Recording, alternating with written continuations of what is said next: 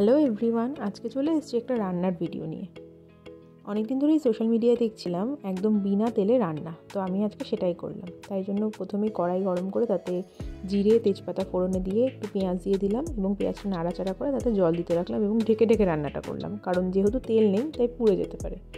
এরপরে পেঁয়াজটা হালকা লাল লাল হয়ে আসলে তাতে ক্যাপসিকাম অ্যাড করে দিলাম এবং নাড়াচাড়া করতে লাগলাম।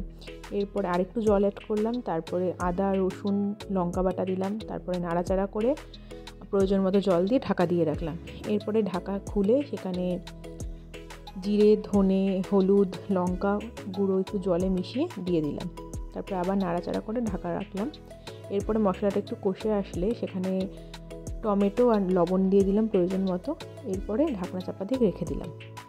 তারপর একটু কাজু বাদামও অ্যাড করেছিলাম লাস্টে। এরপরে মিশ্রণটাকে মিক্সিতে ফেলে পুরো পেস্ট করে সেটা একটু ফুটিয়ে নুন দিয়ে ম্যারিনেট করা পনিরটা দিয়ে দিলাম। ব্যাস, তাহলেই রেডি। আর ওপরে একটু ধনেপাতা আর কাসুরি মেথি দিয়েছিলাম।